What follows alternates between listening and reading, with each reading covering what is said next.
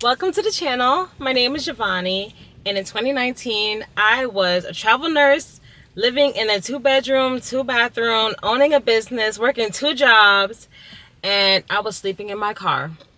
And today, I want to share that story.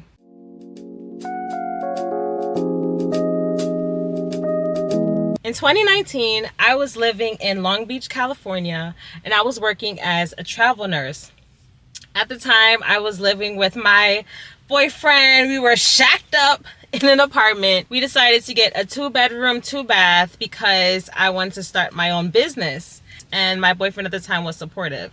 So we decided to get a 2-bedroom, 2-bath, which originally I knew it was going to be a very tight budget because rent was about $2,100, and that was rent. That did not include gas, utilities, trash. We had to get renter's insurance. So I was already living in an apartment that we could not afford. But I was like, oh, it's okay. You know, in life, you just have to take risks. You have to be able to lose a little to gain a lot. And I thought me having my own office space would allow me to store inventory, have a place to put my computer, and to really just grind and work. I was working as a travel nurse, which was fine because it allowed me to bring in a lot more income than I would if I was just working as a staff at a hospital. But it also meant I was commuting a lot. I did this assignment that took me from Long Beach, California to Mission Viejo, California, which is closer to San Diego. And sometimes I would even travel to the hospital's campus in Laguna Beach. Yeah, I would even travel to Laguna Beach. And it was beautiful. I would go to these beautiful hospitals and the community was nice. It was, actually a great place for me to work. I ended up working there for about a year. But I was getting a lot of wear and tear to my personal body because I was working night shift. The commute can be rough. So for me, I was leaving my house around 5 to make it to work for 7. Yeah, it was a bad commute. The thing is, the money that I was making from doing travel nursing, it was not making the cut. Reason being is I was trying to grow my own personal brands. I took a risk and decided to do that. So I had a lot of expenses for that small business. I had a storage unit that I had to eventually get because I manufacture and design handbags. So they come in huge boxes that actually was not fitting in the office like I originally intended. So I ended up having to get a storage unit. So now I'm in a 2-bedroom, 2-bath. I can't really use the second room like I want to. So now I gotta get a storage unit, which is additional money. And yeah, it was adding on a lot. The other thing that really made this lifestyle hard for me is at the time, my boyfriend was not bringing in a lot of money. Originally, we had agreed that we would only get an apartment that we can afford with 1 week's check.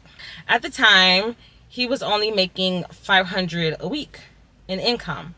So he would give me $500, and that was all I had to spend from. Me, on the other hand, I was working, 2 jobs at the time. I was working a full-time travel nurse position, and then I was working like across the street from Sony Studios, picking up extra shifts there. Sometimes I was working 5 days a week. Yeah, I was on a grind, okay? I was hungry, I was on a grind. So it didn't really make sense at the time, but I was super young. So I had agreed that we would only pay rent with 1 week's pay.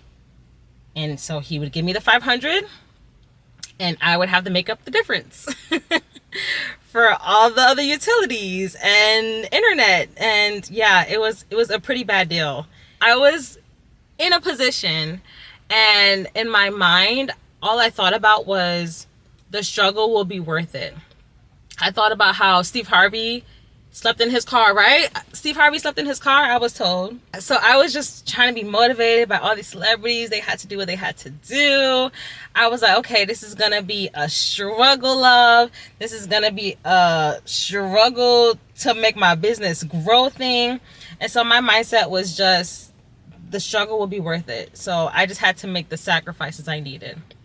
And I realized I cannot do this commute any longer. I cannot come home at 10 a.m.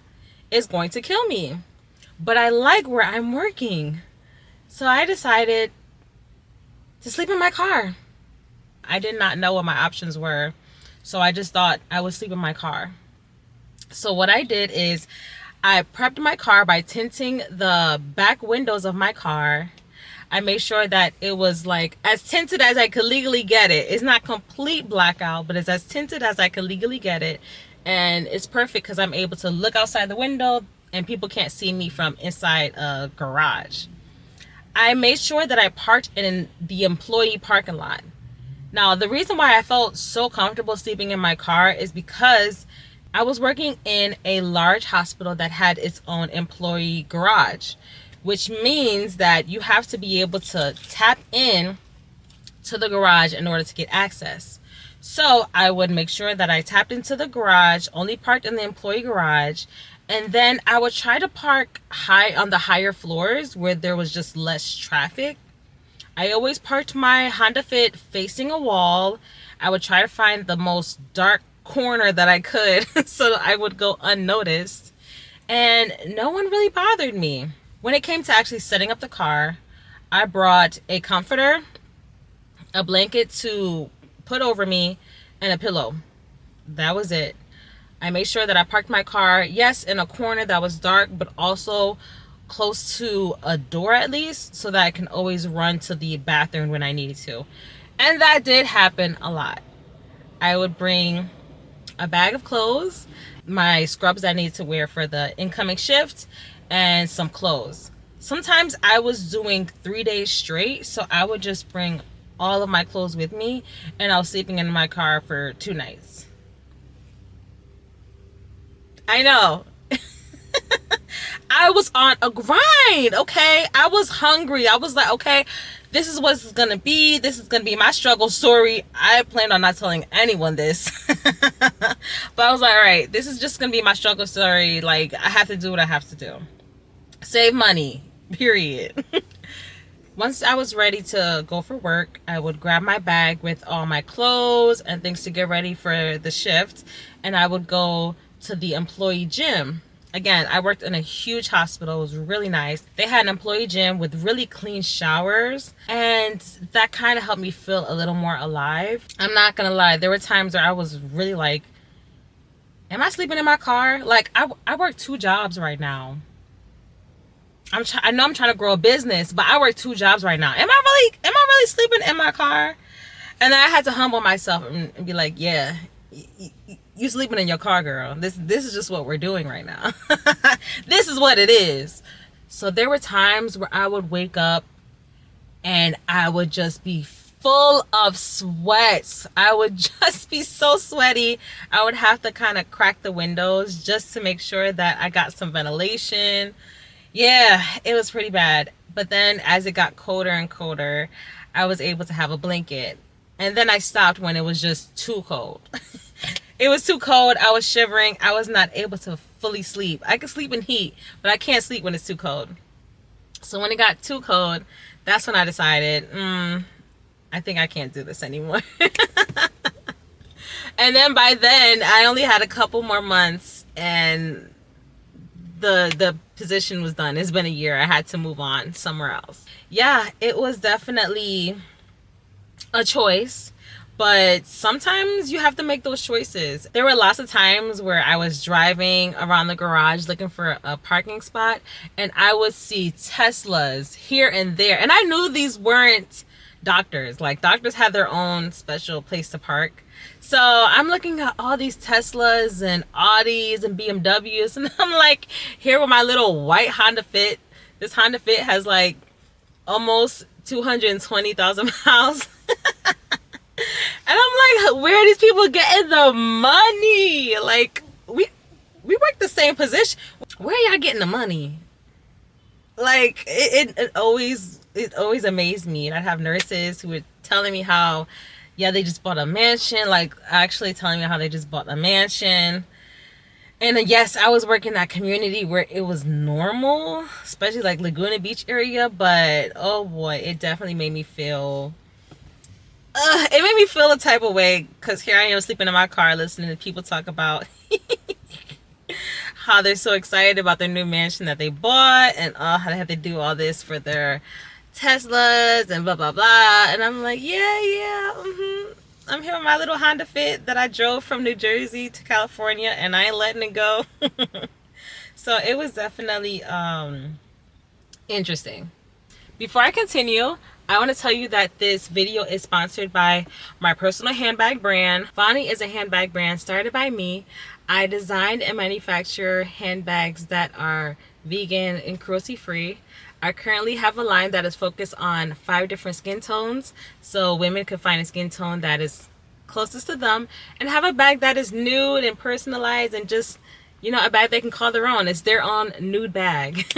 All my bags are currently 50% off, so I encourage you to check the website shopvonnie.com. Again, the brand is shopvonnie.com. That's the brand that has inspired me to keep grinding and hustling like I'm doing now. All right, back to the video. There's definitely alternatives if you're working nights and driving home in the daytime is getting to you. There are companies you can use like Day Use, which allows you to rent a hotel room for a couple hours. The only thing is it's usually 6 hours. Of course, you can also rent out an Airbnb, but if you're trying to save money, these routes are not the best, but you're also not trying to sleep in your car like me, so just an idea. I will say that I am fortunate enough to be able to make the choice to sleep in my car, but I definitely know that there is what we call working homeless, and that are people who are working full-time jobs and are sleeping in their car. I actually read that 40% of students who go to college cannot afford rent, and 14% of students are actually homeless. Like they're actually sleeping in their car. Or maybe they're sleeping at a friend's house, just staying in a room or on the couch for the time being. So yeah, there are people who are trying to pursue higher education and cannot afford rent. And then there are people who are working full-time jobs who are just not able to afford their housing or their lifestyle. There was an article by the Washington Post that talked about a 22-year-old who was working 50 hours a week and was making $21 an hour at a Amazon warehouse, but this person was sleeping in their mom's Hyundai SUV with a black lab, and then the mom would sleep in the front seat. So it was 2 people sleeping in a Hyundai SUV with a dog. In that situation, it seems like he was the one mainly supporting the household because the mom could not work. But again, lifestyle catches up to you, and then you're trying to figure out how to save as much as you can, so you sleep in the car. So again, I would say I was fortunate to be able to start when I wanted to and end when I can't, but there are people who definitely have to make this a choice. If this is your case, I would definitely say come into this with a clear mind, come into this with a clear objective on why you're doing this, what you're doing this for, and don't tell anyone, because this was a point of contention with me and my boyfriend. Even though he was not able to help me financially, he still judged me for sleeping in my car, even though I was trying to save money and try not to have an accident while driving home. I wouldn't tell people that you're doing this, but just know that if you have to do this, you are not alone. It's okay. You could be working in tech, you could be working in healthcare, whatever the case may be, do what you have to do, and soon it'll be all over. So that's my story, guys. Thank you for bearing with me. The sun is sunning right now. I thought I was in a good spot, and the sun was like, nope.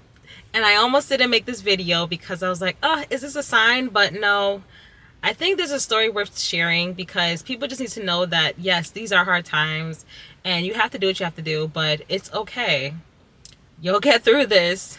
You're not the only one. And I hope this makes someone else feels better about their choices, their situation, because I've been there, okay? I have been there.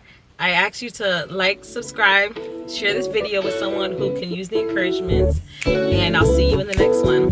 Bye. Loving natural patina, here long evergreen.